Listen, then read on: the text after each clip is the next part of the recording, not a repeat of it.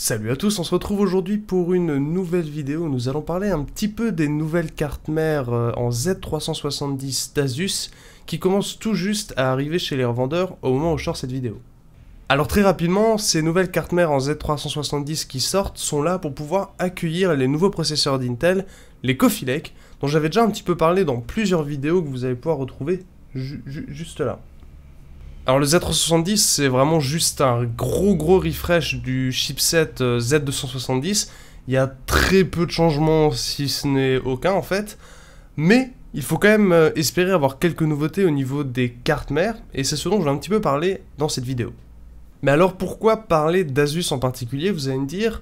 Bien tout simplement parce qu'ils m'ont invité à venir vendredi dernier dans leurs locaux pour assister à une petite présentation / démo des nouvelles cartes mères par des membres de l'unité carte mère directement venus de Taïwan.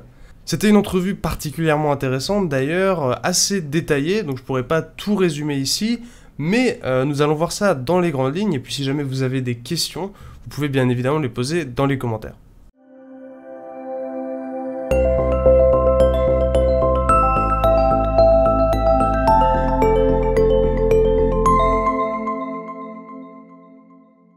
Alors on va commencer par un petit rappel de la gamme de cartes mères proposées par la marque. Alors tout d'abord on a les Republic of Gamer, c'est clairement le haut de gamme. Ensuite on a les ROG Strix qui sont plus pour le mainstream et au niveau du prix sont d'ailleurs très intéressantes. Ensuite on a les Tough Gaming qui visent plus l'utilisation sur le long terme avec des tests en usine assez poussés.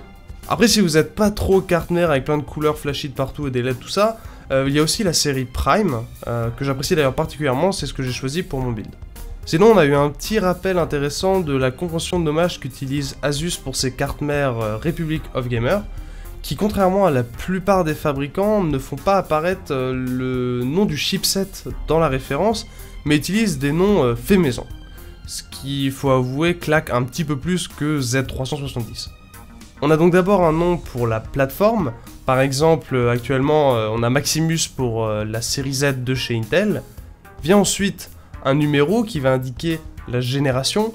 Alors là, par exemple, le Z270 c'était la génération 9 et le Z370 c'est la 10e génération. Ensuite, on a le modèle qui va déterminer le format ainsi que la gamme de la carte mère. Donc, par exemple, on aura la Formula qui sera au-dessus de la Hero.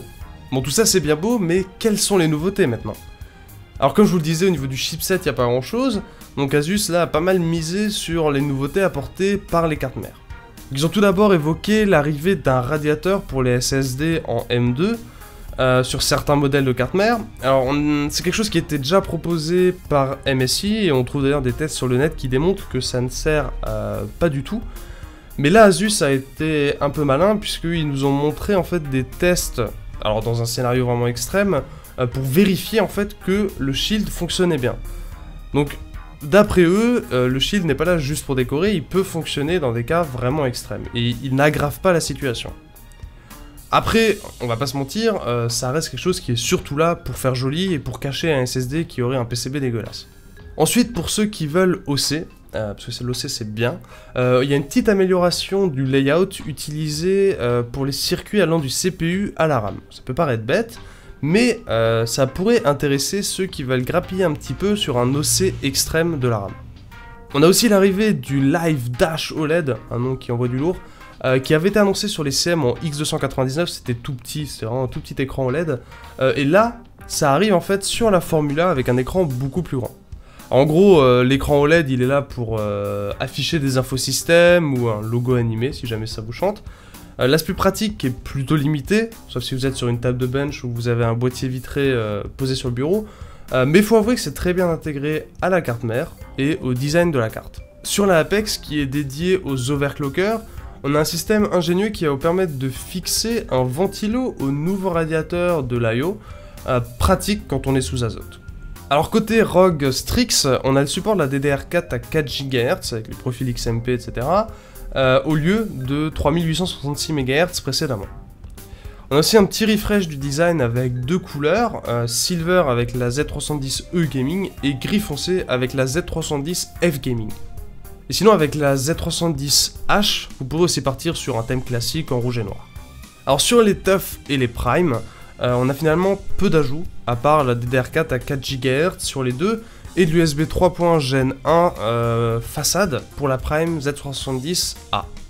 Du coup, pour résumer cette vidéo, on va avoir la gamme suivante chez Asus en Z370. Côté Republic of Gamer, on aura donc la Maximus 10 Hero en milieu de gamme dans les 300 €, qui est déjà dispo d'ailleurs, la Apex pour overclocker dans les 350 € qui va arriver courant du mois.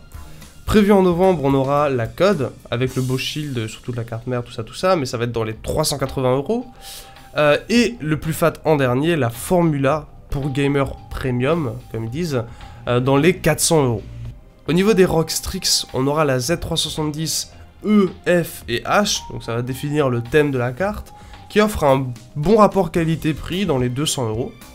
On aura aussi les Z310G et Z310i si vous êtes plutôt dans le compact, mais avec plein de fonctionnalités.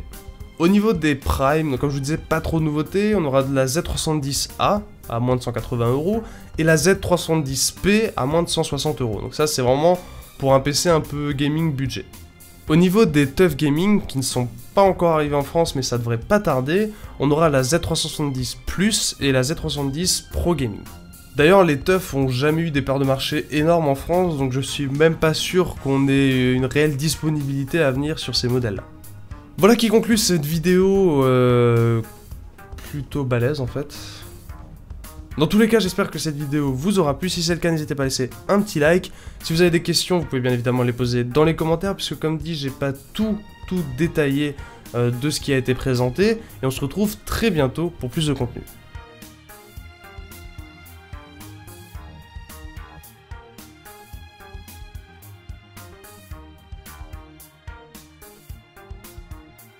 Les ROG Strix pour le mainstream, le cœur le prix. Ah, j'écris des textes et je comprends rien ce que j'en ai.